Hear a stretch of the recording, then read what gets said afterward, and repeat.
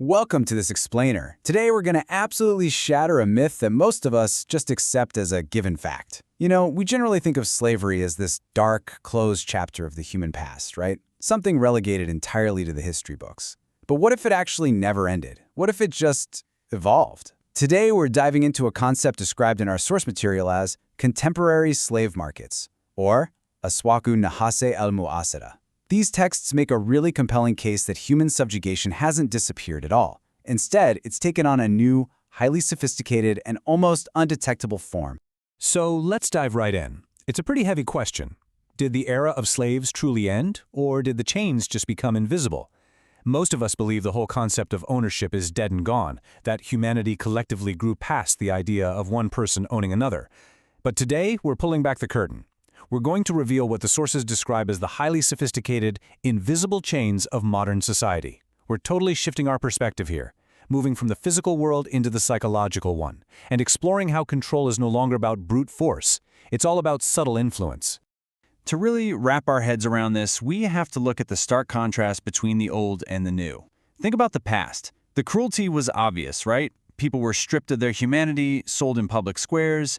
The chains are made of literal iron. They were heavy, cold, impossible to ignore. But today, the source argues, the market has completely relocated. It isn't in a town square anymore. It's moved directly into our own homes. And by doing that, by wrapping itself in the cozy comforts of modern living, it has created this incredibly powerful, overwhelming illusion of freedom. The source material lays out an honestly chilling comparison between these two eras. Think about how the old system actually functioned. It was entirely about exposing physical bodies to sell as manual labor, a highly visible transaction of muscle and sweat. The modern system, though, it takes a totally different approach. Now it's about the stripping of thoughts and morals. It is a massive transition from a traditional, clearly known owner standing over you with a whip to giant, faceless institutions operating thousands of miles away.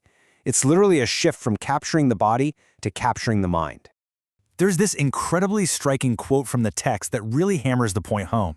Modern slave markets expose them through the small screen in every home.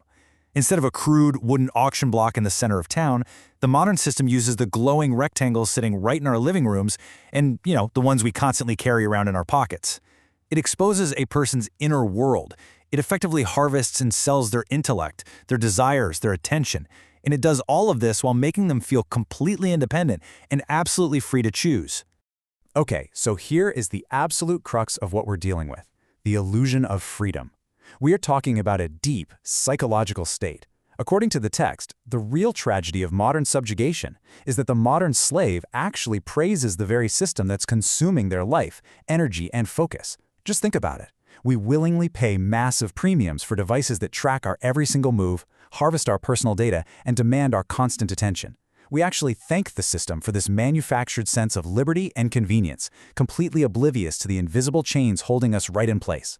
Now, to grasp how this illusion is maintained on such a massive planetary scale, we have to understand that the modern master is no longer a single identifiable person.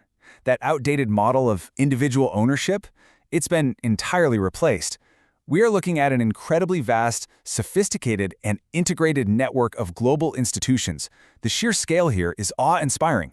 These entities operate in perfect tandem across borders, oceans, and economies to maintain absolute order and control over the global population.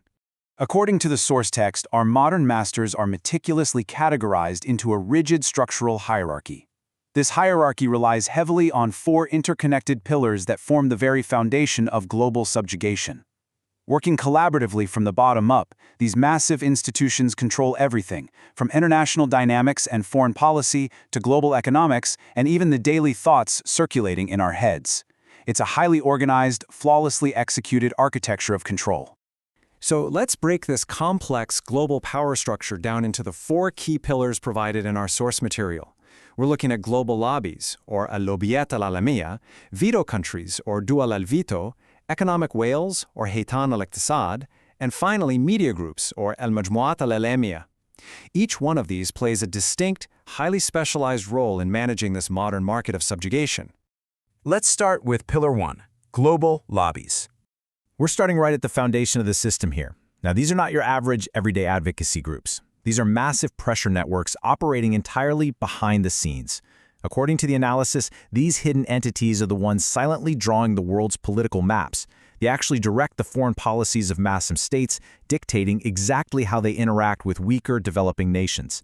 By controlling capital and resources, they install or fund dictatorships when it suits them, and they ruthlessly suppress any genuine grassroots liberation movements to ensure their status quo is never actually threatened. Moving right along to Pillar 2, Veto Countries.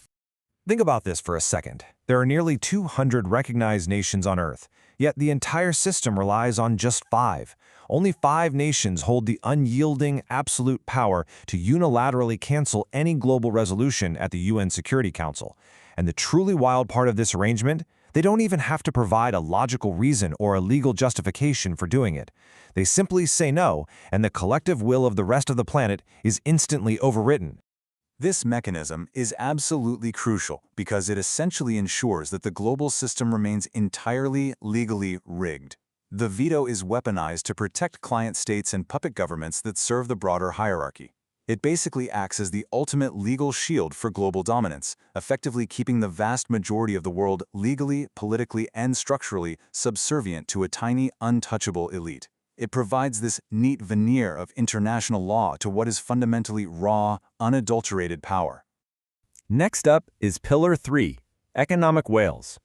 Now this is where control of wealth literally cements those invisible chains. These economic whales are massive, transnational financial giants. The text describes how they manipulate the wealth of entire nations with terrifying ease. They have the power to crush sovereign currencies overnight. Famously crashing the economies of the Asian tigers and other vulnerable states. But how does this enforce dependency?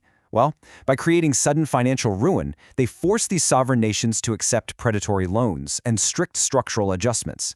They're effectively buying entire countries at a severe discount, ensuring long-term economic subservience for their own strategic gain. And finally, we hit Pillar 4, Media Groups. Sitting right at the top of the hierarchy, acting as the public face for this whole operation, are the massive media conglomerates. How do you keep people from realizing they're chained? You beautifully package their reality.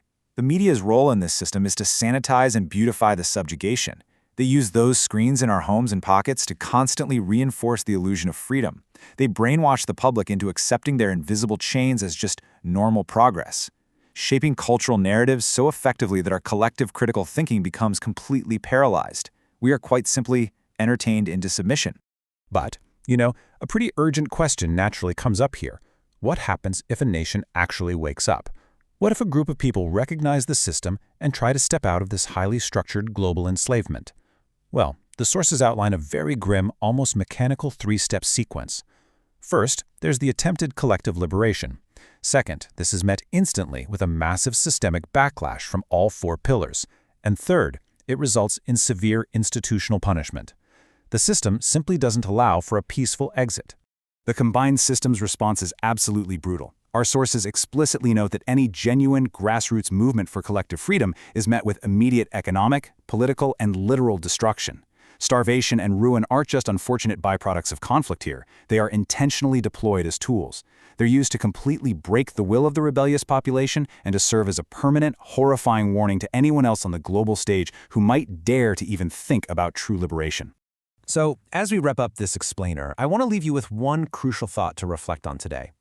In this modern matrix, this highly sophisticated market of thoughts, morals, and engineered attention, are you truly the free, empowered consumer you think you are? Or are you in fact the product being consumed by these massive institutions? Take a long, hard look around you. Are you truly free or just completely unaware of your invisible chains? Thanks for joining me, and as always, keep questioning the world around you.